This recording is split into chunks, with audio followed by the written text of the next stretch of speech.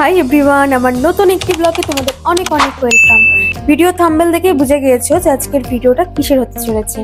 আমরা দার্জিলিং গিয়েছিলাম। দার্জিলিং এর যে ফেমাস কুঙ্গা রেস্টুরেন্ট, সেই কুঙ্গা রেস্টুরেন্টের রিভিউ আজকে তোমাদের সাথে শেয়ার করব। লাঞ্চের জন্য আমরা হোটেল থেকে বেশ দেরিতেই বেরোলাম, যাতে রেস্টুরেন্টের বাইরে আমাদেরকে লাইনে দাঁড়াতে না হয়, কিন্তু সেই লাইনেই দাঁড়াতে হলো। কি বক্তব্য বলো? খিদা পাচ্ছে? না না, খিদা পাইনি। কি কি খেয়ে আসা বলো? বিস্কুট, কেক, আপেল, আরো বলো বলো, মনে ভুলে গেছ কেন? এই তো বিস্কুট খেলাম। হ্যাঁ, chocolate, chocolate, chips, chips, cake.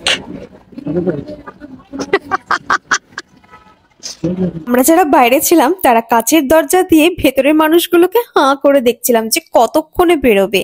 আর বাইরে দাঁড়িয়ে থাকতে থাকতে তোমাদের সাথে দোকানের মেনু কার্ডটা শেয়ার করে নিচ্ছি। তোমরা ভিডিওটা স্টপ করে কোন খাবারের কি দাম সেটা দেখে নিও। এরই মধ্যে প্রতীক্ষার অবসান হয়ে গেল, কারণ ভেতরে 6 জনের একটা সিট ফাঁকা হয়েছিল। আর আমরা পরপর যে 6 জন ছিলাম তারা একটা টেবিল শেয়ার করলো, কারণ 2 জনের টেবিল ফাঁকা হতে হতে অনেকটা লেট হয়ে যেত। আর এই প্রসঙ্গে বলে রাখি, কুঙ্গা রেস্টুরেন্ট কিন্তু 5:30 থেকে 6টার মধ্যে বন্ধ হয়ে যায়। আর সময়ের পরে লাইনে দাঁড়ানোর শেষ মানুষটা যে কিনা 1 ঘন্টা ওয়েট করেছে তাকেও কিন্তু অ্যালাউ করে না। এটা হলো কুঙ্গা রেস্টুরেন্টের কিচেন। কিচেনটা বেশ চাপাই ছিল। আর এই যে সাদা টি শার্ট পরা লোককে দেখতে পাচ্ছ, ইনি হলেন কুঙ্গা রেস্টুরেন্টের মালিক।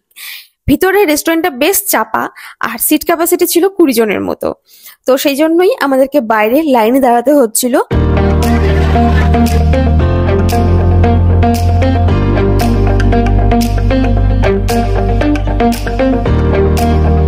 মোমোটা রিভিউ প্রথমে মিমোর কাছ থেকে নিলাম, আর ও খেয়ে বললো যে বেশ ভালো। তারপরে আমিও খাওয়া স্টার্ট করলাম। তবে একটা কথা বলবো, 1 প্লেট মোমো কিন্তু 2 জনের ভালো মতো হয়ে যাবে, কারণ 10 পিস থাকে। শুনে মনে হচ্ছে মাত্র 10 পিসে পেট ভরে যাবে। আসলে মোমোতে চিকেন স্টাফিং একদম ভরে ভরে ছিল, তাই পেট ভরে যাচ্ছিল। পাশাপাশি ছিল চিজ। আর সত্যি বলতে মোমোটা এতটা টেস্টি ছিল, আমার তো এখনো মুখে স্বাদ লেগে আছে। খুবই জুসি আর বেশ টেস্টি ছিল।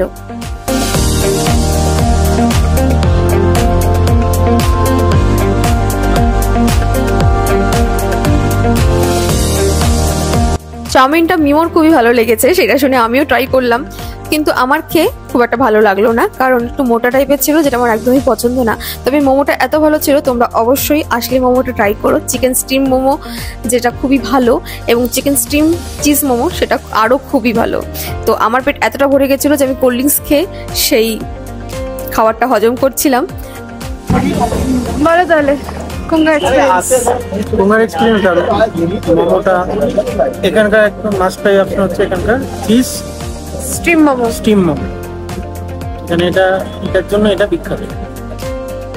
চাউমিনটা ভালো ছিল, কিন্তু স্টিম মোমোটাই বেস্ট। চাউমিনটা অনেকে নাও ভালো লাগতে পারে। আর আরেকটা কথা কি শুনলাম যে, আচ্ছা, এই রেস্টুরেন্টটা ফেমাস হচ্ছে নাকি রণবীর কাপুর এসে 3-4 বার এখানে খেয়েছে, সেই কারণে তারপর থেকে রেস্টুরেন্টটা ফেমাস হয়ে গেছে। সবাই আসে, সবাই খাচ্ছে। আর ইভেন দেখলেই যে ভিডিও শুরুতে যে আমরা 1 ঘন্টা লাইন দেওয়ার পরে জায়গা পেলাম। হ্যাঁ, তো হ্যাঁ, এরকম প্রত্যেককে লাইন দিতে হচ্ছে। সে সকালে আসো বা বিকালে আসো, বা সিজনে আসো বা অফ সিজনে আসো, কারণ ভিতরে স্পেসটা খুবই কম। তো যাই হোক, সিস্টেম ভালো। ঠিক আছে, দার্জিলিং এবার ব্লগ করিনি আমি কোনো, কারণ এই উইকেন্ডেটা ব্লগ ছাড়াই এনজয় করার জন্য দার্জিলিং এসেছিলাম। কিন্তু কুঙ্গাতে যেহেতু ফার্স্ট টাইম আসা, সেই কারণে ভাবলাম যে থাক, একটা ভিডিও তো হতেই পারে। তো সেই কারণে একটা ছোট্ট করে খাবারের রিভিউ তোমাদের দিলাম, যাতে তোমরা এসে ঘাবড়ে না যাও। আর কোয়ান্টিটি কিন্তু প্রচুর দেয়। প্রচুর বলতে মোমোগুলো বেশ বড় বড়, তো দুজনের ভালোভাবে পেট ভরে যাবে 1 প্লেটে। তো আজকে ব্লগটা এটুকুই। যদি ভালো লাগে অবশ্যই লাইক কমেন্ট শেয়ার করে দিও। চলো, টাটা।